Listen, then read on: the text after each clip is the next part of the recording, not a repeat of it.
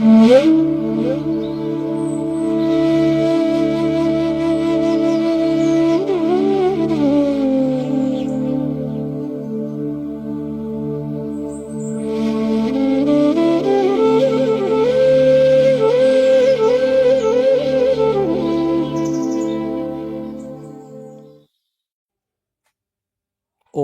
অজ্ঞানতিমিরান্ধস্য জ্ঞানাঞ্জনশলাকয়া চক্ষুরুন্মীলিतं येन তস্मै শ্রীগুরবে নমঃ।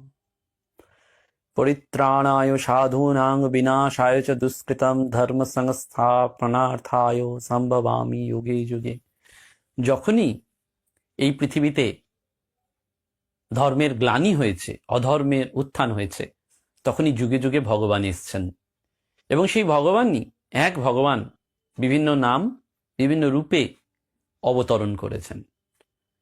স্বামী বিবেকানন্দকে একবার বিদেশে জিজ্ঞেস করা হয়েছিল অবতার কাকে বলে।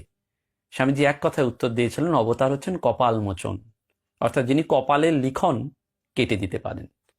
আমরা আজকের সৎকথায় প্রতিদিনের প্রার্থনার ধারাবাহিক অনুধ্যানে স্মরণ করব ভারতীয় সাধক সাধিকাদের মহৎ জীবনের কথা।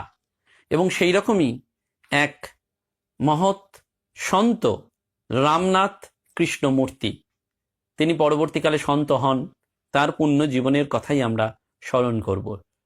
বিশিষ্ট লেখক শ্রীযুক্ত প্রণয় সেন ভারতের সাধক সাধিকা এই শিরোনামে বহু তথ্য আমাদেরকে আন্তর্জালিক পরিষেবার মাধ্যমে প্রদান করেন। আপনারা সকলেই হয়তো সেটি জানেন। আমরা সেইখান থেকেই আজকে একটু স্মরণ করব যে কাল এগিয়ে যাওয়ার সাথে সাথে যুগের পরিবর্তনে এমন অনেক মহাপুরুষ বা মহামানবের জন্ম দিয়েছে এই বসুন্ধরা। তাঁদেরই এক উত্তরসূরি মহাজীবন, তিনি সেই রামনাথ কৃষ্ণমূর্তি যখন মাতৃগর্ভে ছিলেন তখন এক পাঞ্জাবি সাধু তার মাকে ভবিষ্যৎবাণী করে বলেছিলেন, এ মাইজি তেরি गर्भ में एक महापुरुष आ रहा है, तू धैर्य धर, उसका नाम होगा राम और उसका जन्म दिन में तू भूखा रहेगी, ये मेरा वचन है। এই কথা বলে সাধুজি চলে গেলেন।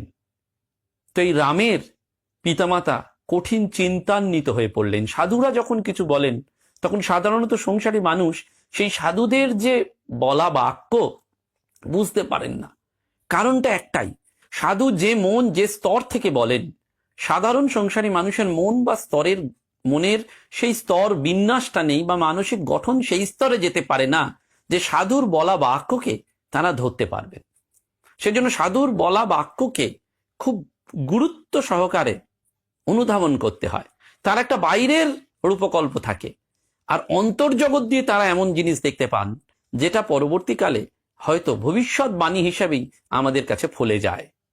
তো বাবা মা চিন্তা করছেন, কারণ অগ্রজ 2 কন্যা সন্তানের পর পুত্র জন্মলাভ করবে, আর সে যদি সন্ন্যাসী হয়ে যায়, কারণ ওই পাঞ্জাবি সাধু বলে গেছেন যে মহাপুরুষ, তাহলে কি হবে? বর্ধমান জেলার পাণ্ডবেশ্বরের নিকট সবুজ বনানী ঘেরা অতি মনোরম জোয়ালডাঙ্গা গ্রামে মাতুলালয়ে 11 মাস 15 দিনে এই রাম ভূমিষ্ঠ হন। মাতৃগর্ভে থাকাকালীন রামের মা একদিন স্বপ্ন দেখলেন এক শ্বেত হাতির সারা গায়ে কড়ি দিয়ে সাজানো। ইংরেজি 1970 সাল, মুষলধারে বৃষ্টি, ভোর 5টা 18 মিনিট, শুক্লপক্ষের পূর্ণ লগ্নে উত্তর ফাল্গুনী নক্ষত্রে মায়ের কোল আলোকিত করে ভূমিষ্ঠ হয়েছিলেন রাম। প্রত্যেকেই সেদিন অদ্ভুত একটি জিনিস লক্ষ্য করেছিলেন যে নবজাতক জন্মানোর পর কান্নাকাটির পরিবর্তে গভীর ধ্যানে মগ্ন রয়েছে। কিছুক্ষণ পর ধ্যান ভাঙতেই শিশুটি চিৎকার করে উঠলেন, ক্রন্দনে নিজের অস্তিত্ব জানালেন। এবং জন্মের সময় রামের উন্নত ওষ্ঠযুগল লক্ষ্য করে তার মামা বললেন, এই শিশু তো সাধারণ নয়, এই যে গৌতম বুদ্ধের মতন তার গঠন। অতীতে মাতুলালয় ছিল তৎকালীন জমিদার বংশীয়। বাড়ির একমাত্র পুত্র সন্তান যাতে সন্ন্যাসী না হয় তার জন্য গৃহ জ্যোতিষীর কথা অনুযায়ী তারা কবচ, ধাতু, রত্ন ধারণ সব করিয়েছিলেন। কিন্তু পাঞ্জাবি সাধুর যে ভবিষ্যৎবাণী, সেটাকে স্মরণ করেই বালকের নাম রাম রাখার চিন্তা একেবারে উপেক্ষাও করা হয়েছিল। কিন্তু ধীরে ধীরে বালক ঠাকুর ভক্ত হলেন। গৃহদ্বারে তার কোনো গৈরিক ভিখারি এলেই তার সঙ্গে তিনি ঘুরে বেড়াতেন এবং সাধুকে দেখলেই তিনি উদাসী হয়ে যেতেন। এই ভাবের নিদর্শন স্বরূপ সঙ্গীতের প্রতি যেমন তার আকর্ষণ ছিল, তেমনি ঠাকুরের গান গাওয়া, মাটি দিয়ে দেবদেবী তৈরি করা, এসবই যেন তার একটা অত্যন্ত আকর্ষণ ছিল। এইভাবে যখন তার বয়স 5 বছর হলো, তখন তিনি বাড়ির এক পরিচারিকার হাত ধরে আলুর খেতে গিয়ে আলু কিভাবে সংগ্রহ করা হয় সেটা দেখতে লাগলেন। আর সেখানেই দেখা গেল যে ওই রাম ওই ঝাড়খণ্ড সীমান্তের হস্তিকান্দা গ্রামের পিতৃভূমির মাটিতে যখন খেলতে আরম্ভ করলো, তখন নিজের হাতে আলু তুলতে গিয়ে তুলে নিয়ে এলো স্বয়ং মহাদেবকে। তখন আনন্দে আপ্লুত হয়ে বলে, দেখো গো, আমি শিব ঠাকুর পেয়েছি। কথা বলেই সে ছুটে গিয়ে মাকে বললে, মা গো মা, এই দেখো আমি ক্ষেত থেকে শিব ঠাকুর পেয়েছি। মা বললেন, হ্যাঁ, সবই তো তোমার কাছে শিব, যাও তুলসী তলায় রেখে এসো। বাদ্য বালক মায়ের মতন তাই করলেন। কিন্তু একদিন মলুটি গ্রাম থেকে আসা গৃহপূজারী তুলসী তলায় ফুল জল দিতে গিয়ে চমকে উঠলেন। বললেন ওই মাকে, এই শিলা কোথায় পেলেন? বললেন, আমার ছেলে ওই ক্ষেত থেকে নিয়ে এসছে, বলে ওটা নাকি শিব। পূজারী বললেন, হ্যাঁ শিবই তো, তবে এই যে সাধারণ শিব মা নয়, এই যে বানলিঙ্গ, বানেশ্বর শিব। আর এই শিব, এই শিলা অতি দুর্লভ। এর পুজো পাঠ দিতে যদি আপনাদের অসুবিধে হয়, তবে আমায় দিন, আমি একে গৃহে নিয়ে যাই নিত্য পুজোর জন্য। তখন এই রামের মা বললেন, না না, তা কি করে হয়? আমার ছেলে ওটা দেখতে না পেলে ভীষণ ক্ষেপে যাবে গো গোসাই ঠাকুর। ও আমার শিব, আমার শিব বলে সারাদিন ওটাকে নিয়ে খেলা করে বেড়ায়। পূজারী ব্রাহ্মণের কথায়, যার কাছ থেকে ইনি এসেছেন তারই তো দেবতা। সেই কথা মতো সেদিন থেকে বানলিঙ্গের নিত্য পূজা শুরু হয়। রাম সেই বানলিঙ্গ শিবকে রামনাথ বলে পুজো করেন। এবং রাম অবতার জন্ম জন্মান্তরে যখনই পৃথিবীতে আবির্ভূত হয়েছে, তখনই তার ইষ্ট দেবতা শিব এইভাবেই ব্রহ্মশিলার রূপ ধারণ করে এসেছেন। একদিন সেই বালক স্বপ্নে দেখলেন শিবকে এবং স্বপ্নাদেশ রূপে তার বড় হলো। এই ঘটনা কালক্রমে ছড়িয়ে পড়ল এবং একবার আটলা গ্রামের বামাখ্যাপার বংশধর আচার্য গঙ্গাধর ভট্টাচার্য এসে বলেছিলেন, এই শিবলিঙ্গ যোগীদের কাছে আসলে যোগী, মহাযোগী রূপে সিদ্ধি লাভ করে। যে এই লিঙ্গ পেয়েছে সে সাধারণ মানুষ নয়। এবং শিব পুরাণেও বলা রয়েছে, শিব উবাচ হে রাম তব মম প্রভু, রাম প্রতুবাচ হে শিব ন তম মম প্রভু, ইতি রাম ও শিব পরস্পরং অয়কথন্তু। অর্থাৎ শিব রামকে বলেছিল তুমি আমার প্রভু, আর রাম শিবকে বলেছিল না তুমি আমার প্রভু। পাঞ্জাবি সাধুজি সেই রামের মাকে বলেছিলেন, তোমার গর্ভে রাম আসছে। এবং এরপরে রামের জন্মের 5 বছর পরেই সেই শিবলিঙ্গ রামের হাতে এসেছিল, যেন মহাযোগের একটা দীক্ষা হয়ে গিয়েছিল। আনন্দে বালকের মন যেন বলে উঠেছিল, ওং নমঃ শিবায় শান্তায় কারণত্রয় হে তবে নিবেদয়ামি চাত্মানং তং গতি পরমেশ্বর। সেই রাম যখন নবম বর্ষীয় বালক, সেই সময় ঘটল অলৌকিক ঘটনা। গ্রামের বাড়িতে মধ্যাহ্নে বৈশাখের তাপ ও দহে বালক বাইরে চিৎকার করছে, সাপ সাপ। তখন বাইরের সকলে ছুটে এসে দেখলো 6 হাত লম্বা একটা দুধে খড়িস যেন ওকে ছোবল বসিয়েছে, আর দরজার মাথায় সাপ তখনও ফোঁস করছে। মা জিজ্ঞাসা করাতে জবাব দিল, মাথায় কথা ব্রহ্ম তালুতে। মা দেখলো যে মাথা ভর্তি সাপের লালা। বাবা সহ্য করতে না পেরে মূর্ছা গেলেন। কিন্তু মা ফুল্ল নলিনী দেবী শক্ত পাষাণ হয়ে বললেন, ওর কিচ্ছু হবে না মা। মা মনসা ওকে আশীর্বাদ দিয়েছেন। এই ঘটনা নিমেষেই ছড়িয়ে পড়ল। নিয়ে আসা হলো বড় ওঝাকে। ওঝা গণনা করে বলল, বাবু সুস্থ আছে, কিচ্ছু হয়নি। সেদিন বালক রামকে বহু মানুষ দেখতে এসেছিল এবং বলেছিল, এ যেন ভগবানের আশীর্বাদ প্রাপ্তি। বালক শান্ত ধ্যানমগ্ন হয়ে হৃদয় থেকে যেন সেই ওঙ্কার শব্দ শুনতে পেয়েছিল, যে ওঙ্কারের বিশ্লেষণে পাওয়া যায়, অ মানে হচ্ছে ব্রহ্মা সৃষ্টিকর্তা, উ মানে হচ্ছে বিষ্ণু পালনকর্তা, আর ম মানে হচ্ছে মহেশ্বর। ওঙ্কার আসলে অ উ ম, ওম। সেই জন্য ওঙ্কার, ওম ওম ভেতর থেকে আসে, অর্থাৎ নাভি দেশ থেকে এই ওষ্ঠাগ্র অব্দি শব্দ উচ্চারণের স্পর্শ স্থান করে থাকে। সেজন্য এই ওঙ্কার থেকেই বেদমাতা গায়ত্রী দেবী এবং বেদের উৎপত্তি। এবং রাম যখন 7 বছরের, তখন সেই রামের রক্ত আমাশা, সারা পেটে ঘা হয়ে গেছে। ডাক্তাররা একেবারে জবাব দিয়ে গেলেন। পুত্রের জীবন ফেরাতে বাবা মা বিহারের মোলপাহাড়ি খ্রিস্টান হাসপাতালে নিয়ে গেলেন। সেখানে ভর্তির দিন এক মুসলমান ফকির এলেন। মায়ের মুখে পুত্র রামের চরম পরিণতার কথা শুনে ফকির বাবা এক গ্লাস জল চাইলেন। মনে মনে বিড়বিড় করে সেই গ্লাসে জলের ওপর ফুঁ দিয়ে রামের মায়ের হাতে জলটি দিলেন এবং যাওয়ার সময় বললেন, মাইজি, এই জলটা তোমার ছেলেকে খাইয়ে দাও। ডাক্তারের চোখের অন্তরালে ফকির বাবার কথার মতন জলটা রামকে অল্প অল্প করে খাওয়ালেন মা। কয়েকদিনের মধ্যেই রামের অসুস্থতার ঘোর কেটে গেল এবং বালক রাম সুস্থ হলেন। ডাক্তাররা অবাক হয়ে বললেন, এও কি সম্ভব? বিজ্ঞানের যুগে এও কি সম্ভব? এবং রাম যেদিন সুস্থ হয়ে বাড়ি ফিরলো সেদিন তার বাড়ির পোষা ছোট্ট কুকুরটা প্রাণ ত্যাগ করলো। হাসপাতাল থেকে রাম বাড়িতে পা দিতেই ও পোষ্য অবলাটি ছুটে এসে রামের পা দুটো জড়িয়ে এমন আদর করতে লাগলো যেন তার কার উপর অভিমান হয়েছে, অভিযোগ রয়েছে, এবং তারপরে নিথর হয়ে সে মারা গেল। রামের চোখে জল, হৃদয়ের মণিকোঠায় তখন রাম যেন এক আত্মগ্লানিতে ভুগতে লাগলো। ধরা ধরা গলায় রাম বলল, আমার প্রাণ রক্ষা করতে ও নিজেকে আত্মবলিদান করলো। এরপর এই রামের জীবনে এসেছে বহু ঘটনা। একবার আপার ইন্ডিয়া ট্রেনে এই রাম বোলপুর যাচ্ছেন। সে তখন শান্তিনিকেতনের সঙ্গীত ভবনের ছাত্র। ট্রেনটা সাঁইথিয়া ঢোকার কিছু আগেই ময়ূরাক্ষী নদীর ওপর ব্রিজে লাইনচ্যুত হয়ে গেল। কি যে অদ্ভুত ব্যাপার, ট্রেনের পেছন থেকে লাইনচ্যুত হতে হতে রাম যে কামরাতে ছিল সেখানে ঘটনাটি স্তব্ধ হয়ে যায়। বহু মানুষ আঘাত হলেন, কারুর প্রাণহানি ঘটল না। এই খবর শুনে রামের বাবা মা অস্থির হলেন, বিচলিত হলেন। সেই সময় মোবাইল ফোন ছিল না, তাই অগত্যা অপেক্ষা করতে লাগলেন যে পুত্র কখন ফিরবেন। কারণ ভগবানের কাছে প্রাণ ভিক্ষা করা ছাড়া তাদের আর কোনো উপায় ছিল না। তারা সেই প্রতিষ্ঠিত শিবলিঙ্গের কাছে, যেটি রাম নিয়ে এসেছিলেন, তার উপর আছড়ে পড়লেন ছেলেকে ফিরে দেওয়ার জন্য। কাতর নিবেদনে রামের মা বলে উঠলেন, ছেলে অক্ষত হয়ে ফিরে আসলে তোমায় সোনার মুটুক দেব। ঈশ্বরের পরম কৃপায় রাম নিখুঁত শরীরে মায়ের কোলে গোধূলি লগ্নে ফিরে এলেন। 1990 সাল।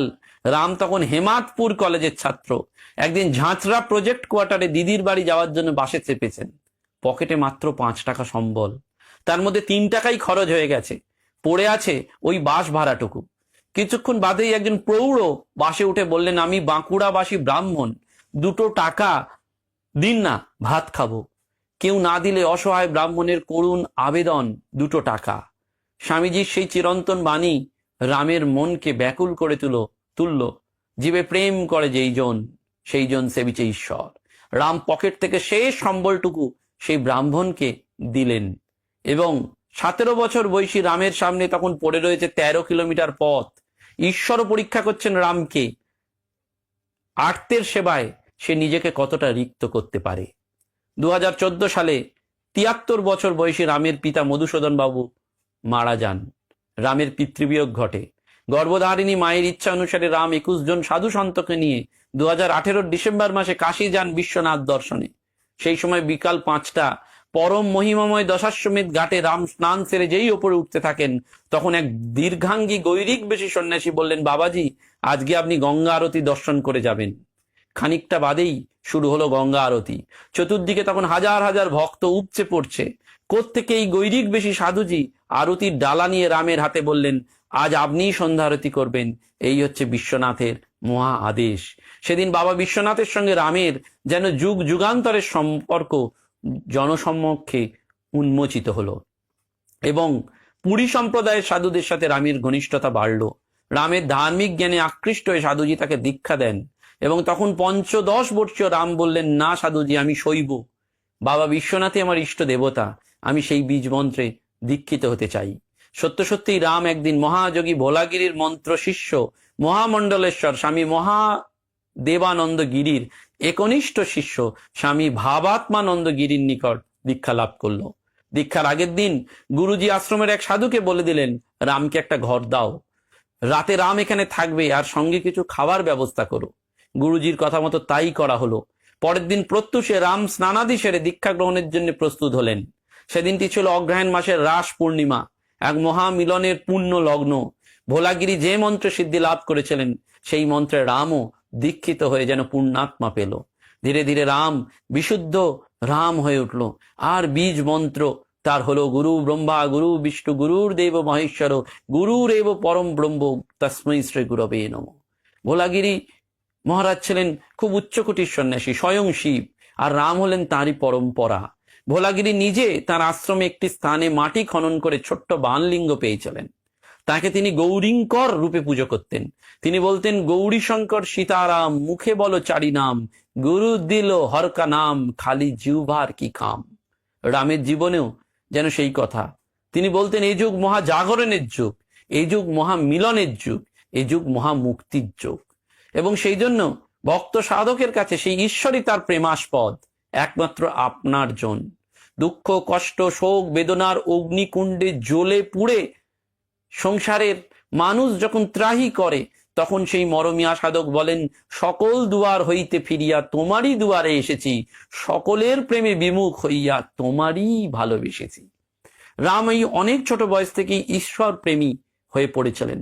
বাড়িতে তার কিছুতেই মন টিকত না, এবং চলমান নদীতে যেমন আগাছা জন্মায় না, তেমনি ভবঘুরে সাধুর মনেও আসার সম্ভাবনা কম থাকে। হেতমপুর কলেজ কিংবা শান্তিনিকেতনে পড়ার সময় তিনি মঠ মিশন আশ্রমে বহু সাধু সঙ্গ করতেন। সব সময় বাইরে থাকতে ভালোবাসতেন, এবং বাবা মা ভীষণ চিন্তিত হয়ে ঝাড়খণ্ড সীমান্তের এক গ্রাম্য পরিবেশে মল্লারপুরে একটা জায়গা কিনে বাড়ি করার চেষ্টা করেছিলেন, কিন্তু সেটি হয়নি। বাড়ি ফিরে রাম বাবাকে আশ্বাস দিয়েছিলেন, তুমি চিন্তা করো না, ঈশ্বর আছেন, তিনি সব কিছুর বিচার করবেন। গভীর ধ্যানে উপলব্ধি করে রাম জানতে পেরেছিলেন, সেই বাড়ি যা তিনি খুঁজছেন সেটি যেন তার পূর্বজন্মের সেই সন্ন্যাসের জায়গা। এবং পরবর্তীকালেও আমরা জানি যে এই রামের জীবনে অনেক ঘটনা ঘটেছিল। এই রামনাথ কৃষ্ণমূর্তি, যার পিতা ছিলেন শ্রী মধুসূদন, মাতা ছিলেন ফুল্ল নলিনী দেবী, বীরভূম জেলার মল্লারপুরে যার কৈশোর জীবন কেটেছিল, এবং পরবর্তীকালে শান্তিনিকেতনের পশ্চিম গুরুপল্লীতে রামকৃষ্ণায়ন বাসভবনে থাকেন, এবং 2007 সালে ব্যারাকপুরের মনিরামপুর ভোলাগিরি সন্ন্যাস আশ্রমে স্বামী ভবাত্মানন্দ গিরি মহারাজের নিকট থেকেই তিনি শিষ্যত্ব লাভ করেন। পরবর্তীকালে তিনি 1992 থেকে 2013 পর্যন্ত বিভিন্ন মঞ্চে সঙ্গীতানুষ্ঠানও করেন, এবং তিনি বর্তমানে যেন এক সাধক অধ্যাত্ম প্রচারক রূপেই রয়েছেন। তার রচিত বহু গানের মধ্যে একটি উল্লেখযোগ্য গান, আমাদের চেতনা আছে চিন্তা তো নাই, চৈতন্য তাই জাগে না, ঘুরে ফিরে অন্ধকারে কিছুই মেলে না, কিছুই মেলে না। তিনি বলতেন বা বলেন, কারণ 2007 সালের থেকেও তারপর থেকেও তিনি এই দীক্ষা নিয়ে যে অধ্যাত্ম প্রচারকের জায়গায় রয়েছেন, যে ঈশ্বরের কাছে মানুষ পরাজিত যেমন মৃত্যুর কাছে জীবন পরাজিত। বলতেন, মানুষের মধ্যে মনুষ্যত্বের প্রকাশই হচ্ছে সভ্যতা। বলতেন, স্থিরতা এবং অধ্যবসায় তোমাকে পৌঁছে দেবে তোমার অন্তিম লক্ষ্যে। যার যত ভাব তার তত লাভ, যার নাই ভাব তার সত্যের অভাব। এবং ব্রহ্মচর্য পরায়ণ হওয়াই সাধকের জীবনে, ধার্মিক জীবনে একমাত্র লক্ষ্য। হিন্দু ধর্মের আদর্শ হিসাবে লক্ষ্য হচ্ছে আমাদের সেই মহামুক্তি, ধর্ম হচ্ছে ত্যাগ সংযম, মহাপুণ্য হচ্ছে বীরত্ব, মহাপাপ হচ্ছে দুর্বলতা কাপুরুষতা, মহামৃত্যু হচ্ছে আত্মবিস্মৃতি, মহাশক্তি হচ্ছে ধৈর্য সাহস, পরম শত্রু হচ্ছে অলসতা নিদ্রা তন্দ্রা, পরম মিত্র হচ্ছে উদ্যম অধ্যবসায় এবং সাহস। অর্থাৎ ভারতবর্ষের এই যে সাধকদের কথা আমরা শুনি জানি, সেই রামনাথ কৃষ্ণমূর্তি এমনই এক সাধক যার কথা আমরা যেন বারবার স্মরণ করি, যে সাধুর কথা বেদ বাক্য। সাধু সেই যে বলে গিয়েছিলেন সেই যেন এখনো চলছে। সেই ভবাত্মা নন্দ গিরি মহারাজের প্রতি শ্রদ্ধার্ঘ নিবেদন করেই তার শিষ্যের প্রতি এই শ্রদ্ধা, যেটি আমাদের বারবার মনে করিয়ে দেয় যে আসল ধর্মজীবনটি সম্পর্কে আমাদের লক্ষ্য কি। আসল ধর্মজীবন সবসময় যে কানে মন্ত্র পেলেই হয় তা নয়, মনেতে মন্ত্র পেয়ে, যদি মননাত্রায়তে ইতি মন্ত্র, যদি আমরা মনন করতে পারি তাহলেই আমরা জীবনে এগোতে পারব। এবং বহু সাধু সন্তের কথা এই শ্রীযুক্ত প্রণয় সেন সেটি বারবার আমাদের কাছে জানিয়েছেন, যে বিভিন্ন ঘটনা বিভিন্ন প্রকাশে যে আসলে আমাদের ভেতরে যে দেবত্ব রয়েছে সেই দেবত্বকে খুঁজে বার করতে হবে। আমাদের ভেতরে যে ত্যাগের স্পৃহা রয়েছে সেটিকে আমাদের বারবার এগিয়ে নিয়ে যেতে হবে। ধর্মজীবনের প্রারম্ভে তাই আমাদের দুটি বিষয় অত্যন্ত সাবধান হতে হবে, যে আমাদের ধর্মের যে আকাঙ্ক্ষা সেটা আন্তরিক নাকি দুষ্ট ক্ষুধার মতন। আর দ্বিতীয়, ধর্ম সাধনের যে উদ্যম সেটা অবিচলভাবে শেষ পর্যন্ত আমরা চালিয়ে যেতে পারবো তো। সেই জন্য সাংসারিক ব্যাপারে এবং বিষয় আনন্দে আমাদের বিতৃষ্ণা আনতে হবে এবং আধ্যাত্মিক ব্যাপারে আমাদের অনুরাগ আনতে হবে। অর্থাৎ ধর্ম আকাঙ্ক্ষাকে সহজ ভাষায় বলা যায় বৈরাগ্য বা বিষয় নিবৃত্তি। বিষয়ের প্রতি মন না তুলে নিলে ধর্মের প্রতি আমরা এগোতে পারবো না। সেই জন্য আমাদের ধর্মপদ আন্তরিক কিনা এটা আমাদের ভাবতে হবে, এবং সেই জন্য এই অনুরাগ আসতে হবে। প্রথম প্রথম ব্যাকুলতা নাও আসতে পারে, কিন্তু পরে সেই ব্যাকুলতা এলে নিজের মনকে প্রশ্ন করতে হবে যে ধর্মের প্রতি আমাদের ভালোবাসা আসছে কিনা, এবং বিষয়ের প্রতি আমাদের অতৃপ্তি এবং অস্বস্তি বোধ আসছে কিনা, সেইটি আমাদের চেতনা। সেই জন্য অনেকেই ধর্মজীবন হয়তো গ্রহণ করেন, গেরুয়া ধারণ পূর্বক সন্ন্যাসী হন। প্রত্যেকটা পদক্ষেপ যে ভুল তা কিন্তু নয়, কিন্তু তারপরেই আবার তারা দ্বিগুণ উন্মাদনার সঙ্গে দেহ সুখের মধ্যেই ডুবে যান। শুধু দেহ সুখ কেন, আরো বাহ্যিক সুখের মধ্যেও অনেকেই ডুবে যান। সেই জন্য ভগবান শ্রী রামকৃষ্ণদেব বলছেন না যে হিন্দুদের পাঁজিতে রয়েছে এক বিশেষ দিনে বিষ আর জল হবে, কিন্তু পাঁজি নিংড়ালে এক ফোঁটাও জল পাওয়া যায় না। ঠাকুরের উক্তি যেন আমাদেরকে বারবার সেইটি মনে করিয়ে দেয় যে আমরা যেন আত্মাকে আমাদের আধ্যাত্মিক সজ্ঞা সহায়ে হৃদয়ে অনুভব করতে পারি। এটাই আধ্যাত্মিকতা। এবং আচার্য জগদীশচন্দ্র বসু বলছেন উদ্ভিদেরও যে আমাদের মতন একটা ভবশক্তি রয়েছে, বুদ্ধি দিয়ে বুঝতে সহায়তা করতে হবে, কিন্তু তাদের অনুভূতি আমরা উপলব্ধি করতে পারি না। তাদের মধ্যে জীবন এবং অনুভূতির অস্তিত্ব উপলব্ধি করতে হলে আমাদের যে চেতনা সেটাকে আরো ঊর্ধ্বে এবং সূক্ষ্মতর করতে হবে। ধর্মজীবনের সেই চেতনা এবং ঊর্ধ্বতর সূক্ষ্মায়িত বোধের জন্যেই আমাদের এই সাধকদের কথা, যেটা এ যুগেও আমাদের বারবার মনে করিয়ে দেয় যে সবাই যে ঈশ্বর কোটি মহামানব হবেন তা নয়, কিন্তু এই জগতে এসে ধর্ম এবং ঈশ্বর সম্পর্কে কিছু জেনে যাওয়া, এবং সেই জন্য সেই জানার জন্যই আমাদের এই জীবন এক অনুপ্রেরণা। আজকের এই সোমবারের পুণ্য দিনে, শিবের দিনে, সেই শিব ভক্ত কৃষ্ণমূর্তি সন্ন্যাসীজির চরণে প্রণাম জানিয়ে তার এই সাধনের স্বল্প দিকটি আমরা স্মরণ করলাম। নমস্কার, ধন্যবাদ।